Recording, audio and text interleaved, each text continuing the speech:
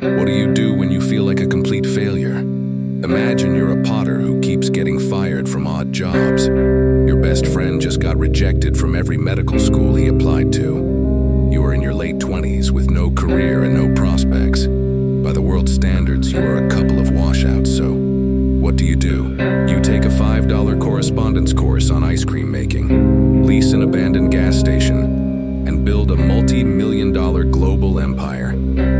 This is the wildly improbable true story of Ben Cohen and Jerry Greenfield. In a ruthless corporate world, how did two hippies who valued fun over profit not only survive but build one of the most beloved brands in history? Their journey reveals a radical approach to business, a mindset I call the fun-first philosophy. It's the idea that the most successful companies are built not on spreadsheets, but on authentic personality and a genuine mission to do good.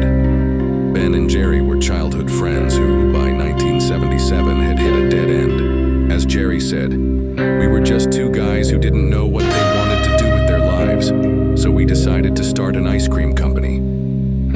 With a $12,000 investment, they opened their first scoop shop in a renovated gas station in Burlington, Vermont. They knew nothing about business, but they knew how to be themselves. This was their first trick. They sold their personality, not just their product. Their marketing was quirky and personal. They held free movie festivals in their parking lot. They celebrated their anniversary by giving away free scoops to the entire community. Their famous chunky flavors were a direct result of Ben's sinus problems. He had almost no sense of smell, so he relied on big chunks of candy and nuts for texture and mouthfeel. The brand was not a calculated corporate image. It was an authentic extension of two funny, fun-loving guys. They embodied the wisdom of Oscar Wilde. Be yourself, everyone else is already taken. Their second and more powerful trick was making purpose the core of the business. From the beginning, they had a three-part mission: make great ice cream, provide a good living for their employees, and give back to the community. As Ben Cohen has said, business has a responsibility to give back to the community. This wasn't a slogan, it was their operating system. This mission created a tribe of fiercely loyal customers who believed in what the brand stood for. As Simon Sinek famously said, "People don't buy what you do, they buy why you do it."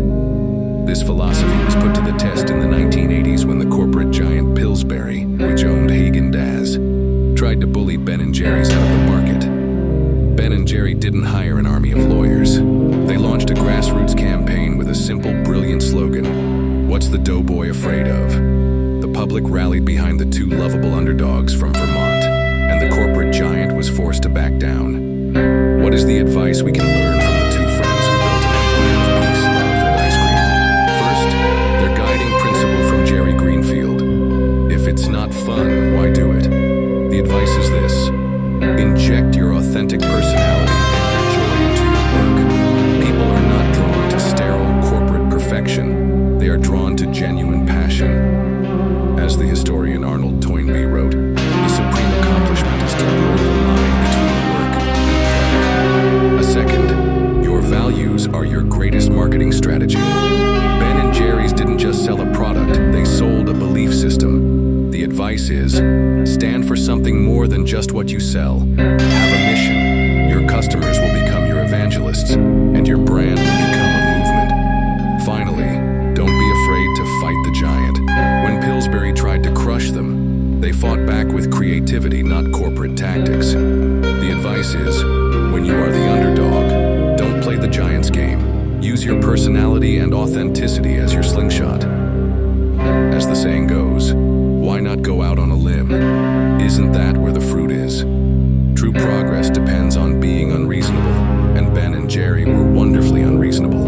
You do not need a business degree or a ruthless attitude to succeed. You might just need a $5 course, a rundown gas station, and a mission that is about more than